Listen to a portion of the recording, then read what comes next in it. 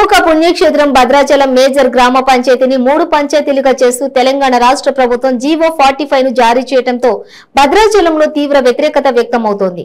TRS party మినహా అన్ని రాజకీయ పార్టీలు, ప్రజా సంఘాలు, స్వచ్ఛందంగా సంస్థలు, సాధారణ ప్రజలు దీన్ని వ్యతిరేకిస్తున్నారు. అందులో భాగంగా సోమవారం భద్రాచలం బంద్కు పిలుపునివ్వడంతో వ్యాపారస్తులు స్వచ్ఛందంగా బంద్ పాటిస్తున్నాయి. రాజకీయ పార్టీలు కాంగ్రెస్, సిపిఐ, సిపిఎం పార్టీలు భద్రాచలం ప్రధాన రహదారులపై బంద్ను కొనసాగించాయి. తెలంగాణ ప్రభుత్వ విధానాలను వ్యతిరేకిస్తూ జీవో 45 ను రద్దు చేయాలని డిమాండ్ చేస్తూ ప్రధాన రహదారులలో ప్రదర్శనలు నిర్వహించాయి. ఈ సందర్భంగా స్థానిక ఎమ్మెల్యే పోడెం వీరయ్య మాట్లాడుతూ భద్రాచలంలో తెలంగాణ రాష్ట్ర ముఖ్యమంత్రి కేసీఆర్ వైఖరి ప్రజలు బుద్ధి చెప్పే రోజులు వస్తున్నాయని, ఇక వెంటనే 3 పంచాయతీల జీవోను రద్దు చేయాలని, ఒకే మేజర్ పంచాయతీగా ఉండాలని డిమాండ్ చేశారు.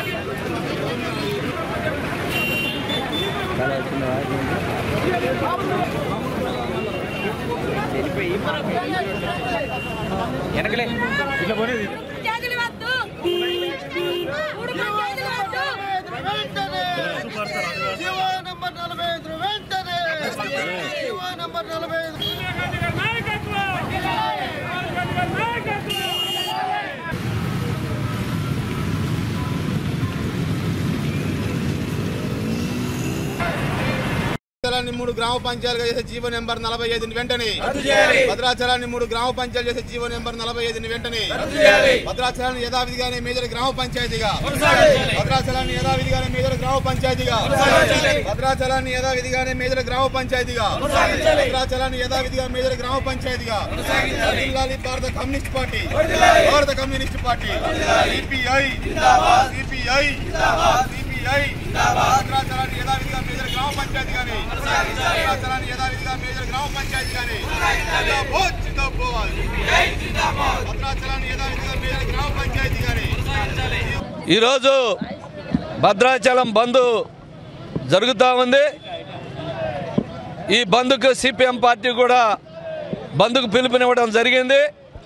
ఈ బంద్ సంపూర్ణంగా జరుగుతూ ఉంది. భద్రాచల ప్రజలందరూ కూడా ఈ బంద్కు సహకరించి ఏదైతే ప్రభుత్వం తీసుకొచ్చిందో జీవో నెంబర్ 45ని రద్దు చేయాలని చెప్పి 3 పంచాయతీలుగా విభజించడాన్ని వ్యతిరేకిస్తూ ఈ రోజున భద్రాద్రి బంద్ జరుగుతూ ఉంది. ఎందుకంటే భద్రాచలం ఒక చారిత్రాత్మకమైనటువంటి ప్రాంతం. దక్షిణ అయోధ్యగా పుణ్యక్షేత్రంగా ఉన్నటువంటి భద్రాచలాన్ని ఇవాళ అనేక విధాలుగా కేంద్ర రాష్ట్ర ప్రభుత్వాలు పగబట్టి హింసిస్తూ ఉన్నాయి. ఇంతకుముందు 2014లో తెలంగాణ విభజనలో భాగంగా భద్రాచలంలో ఉన్నటువంటి 4 మండలాలను తీసుకెళ్లి ఏపీలో కలిపారు. ఆ తర్వాత జిల్లా విభజనలో భాగంగా 2 మండలాలని ములుగు జిల్లాలో కలిపారు. ఆ విధంగా భద్రాచలాన్ని ఒక కుగ్రామంగా చేశారు. ఒకప్పుడు భద్రాచలం పార్లమెంట్ నియోజకవర్గం భారతదేశంలోనే 2వ అతిపెద్ద పార్లమెంటుగా ఉండేది. భద్రాచలం అసెంబ్లీ నియోజకవర్గం ఉమ్మడి ఆంధ్రప్రదేశ్లోనే పెద్ద నియోజకవర్గంగా ఉండేది. అటువంటి భద్రాచలాన్ని ఇలా కేవలం కుగ్రామంగా మార్చినటువంటి పరిస్థితి ఉన్నది. అది చాలదన్నట్టు భద్రాచలంలో మేజర్ గ్రామ పంచాయతీకి ఎన్నికలు జరపమని ప్రజలు కోరుతూ ఉంటే దాన్ని 3 ముక్కలు చేసి 3 పంచాయతీలు చేసి బలహీనపరిచినటువంటి పరిస్థితి కొనసాగుతుంది. కాబట్టి దీన్ని వ్యతిరేకిస్తూ ఇవాళ భద్రాచలంలో ఉన్నటువంటి ప్రజలందరూ కూడా దీన్ని వ్యతిరేకిస్తున్నారు. కాబట్టి దీనికి ఈ భద్రాచలం బంద్ రూపంలో ఈ ప్రభుత్వానికి నిరసన తెలియజేయాలని చెప్పి ఇలా సిపిఎం పార్టీ కోరుతూ ఉంది. ఏదైతే జీవో నెంబర్ 45 ఉందో దాన్ని తక్షణమే ఉపసంహరించి ఇవాళ ఒకటే పంచాయతీగా కొనసాగించి ఎన్నికలు నిర్వహించాలని చెప్పి సిపిఎం పార్టీ డిమాండ్ చేస్తూ ఉంది.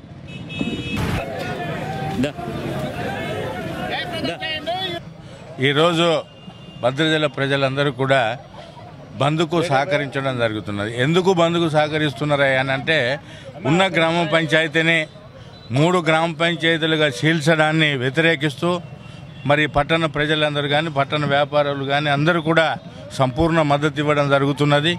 దీనిని వెంటనే మన ముఖ్యమంత్రి అయినటువంటి కేసీఆర్ గారు ఉపసంహరించుకొని భద్రాచలాన్ని ఒకటే గ్రామ పంచాయతీగా చేస్తానని చెప్పి ప్రజలకు ఆయన ద్వారా ఒక సందేశం ఇవ్వవలసిందిగా ఈ సందర్భంగా ఈ రాష్ట్ర ముఖ్యమంత్రిని డిమాండ్ చేస్తున్నాం.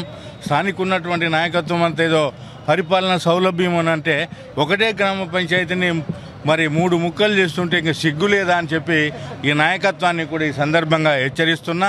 ఇప్పటికైనా సిగ్గు లజ్జ మానవత్వం అంటుంటే మీరు మీ ముఖ్యమంత్రి దగ్గరికి వెళ్ళి ఈ 3 ముక్కలు చేసినటువంటి జీవో 45ని వెంటనే రద్దు చేయాల్సిన అవసరం ఉన్నదని ఈ సందర్భంగా టీఆర్ఎస్ పార్టీ నాయకత్వానికి అందరికీ కూడా హెచ్చరిక చేస్తున్నా.